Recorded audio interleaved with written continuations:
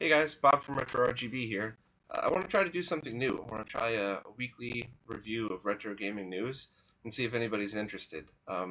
It's hard to keep up with all this stuff, between all the forums, all the news sites, and everything else. And it's also really hard to tell what's real news, what's a rumor, what's something that's going to be talked about for 2 years but never happened, what's just somebody trolling.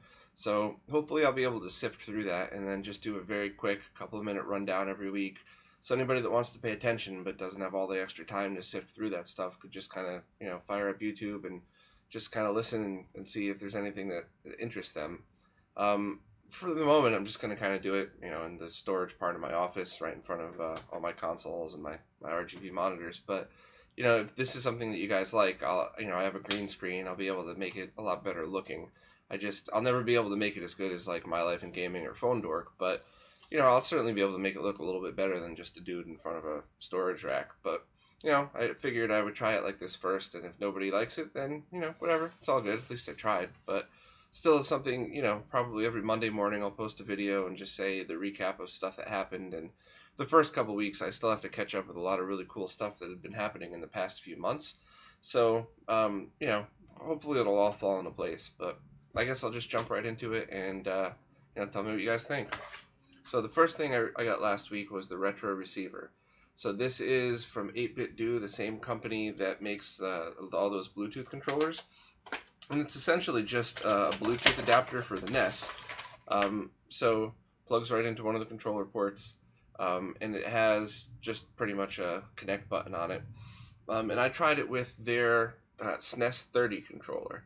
Now, I'd done reviews of this and the NES 30 controller on my site, and I absolutely loved it. I mean, the SNES controller is my favorite of all the sizes. It just kind of always fit my hands perfect. And the way 8BitDo makes them, it's exactly like the original. I mean, it's almost even weighs the same. I just imagine the battery, the Bluetooth battery, makes it weigh a little bit heavier than the original, but it's just, it's so exact. I almost wonder if they got the old tools for when the Nintendo used to make them in the 90s in production.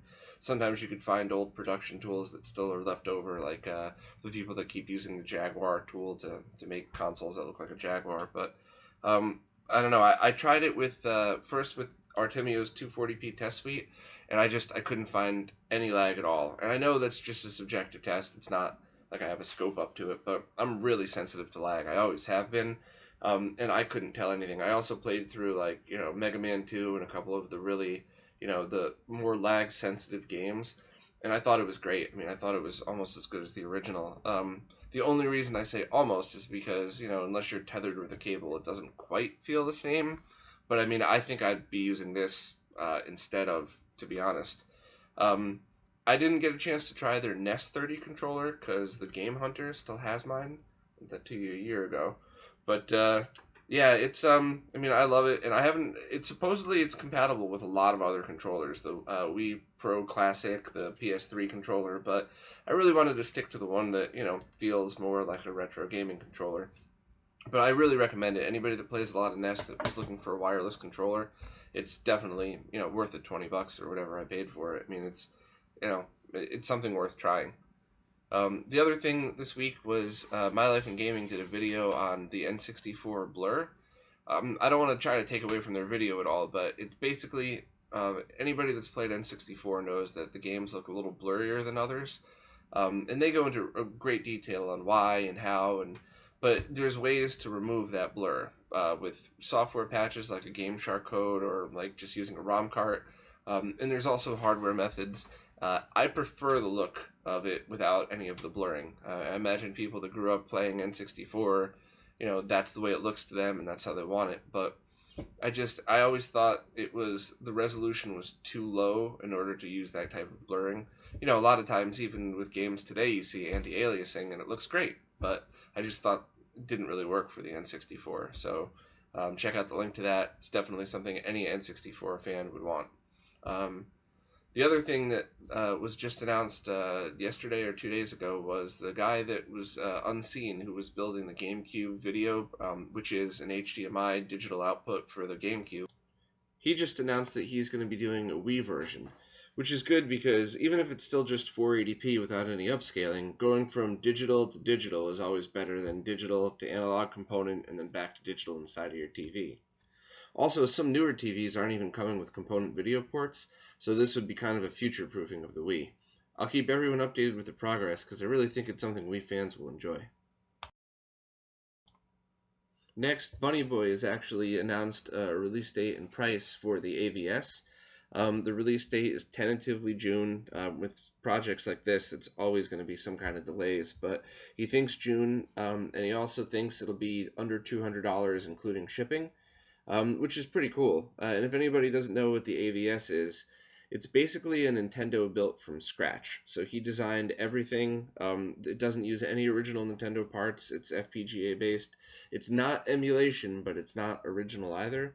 But it's just jam packed with really cool features. Nintendo Life did a whole thing on it, which I'll post a link to that as well. But basically, it's a 720p outputting Nintendo and Famicom with 4 ports and tons of options. So it's definitely worth checking out, and something I'll be reviewing pretty much as soon as it comes in. Um, and then the only other thing that happened this week was I got my open source scan converter. So this is the custom-made upscalers from Marks. I saw this posted, maybe over a year ago now, and been following it ever since. And I got the pre-made one. So the do-it-yourself kits, you can get an HDMI out. The pre-made ones, you get DVI, and you could either combine them or I think Bordy is actually making a hack board for it, so you could route audio through it. But it's very cool, but it's still a work in progress, and it's still very new. I didn't get a chance to do a real review yet because I got the wrong power supply for it. I ended up using, it requires a 5-volt power supply, minimum 1 amp, and I used one of the ones from one of my guitar pedals, which is less than 1 amp. So as soon as you turn the console on, the screen dims and it stops working. So that's my fault, not this. So I ordered another power supply. That should be in this week. So hopefully on next week's review, I could actually do a real review of this, how it works on my TVs, the features, and I'm also talking to Wes from Second Opinion Games, who has a FrameMeister and a 4K TV, and I kind of want to do side-by-side comparison of these two in conjunction to that. So that's pretty much it for this week. There's a ton of other stuff I want to talk about, but I don't want to ramble on, and I guess I'll just play catch up in the next few weeks. If there's anything you guys want to talk about, or if you have any feedback, please leave it in the comments. And I listen to anybody's feedback. So if you say you suck, it's kind of useless. But if you say you suck because the lighting's bad, or you talk too fast, or I couldn't see the thing, that's great feedback. I love that stuff. And so anything you guys could do or anything you offer to let me know what to do better, I'll listen. And if nobody watches, I'll stop. So thanks again, and see you next week.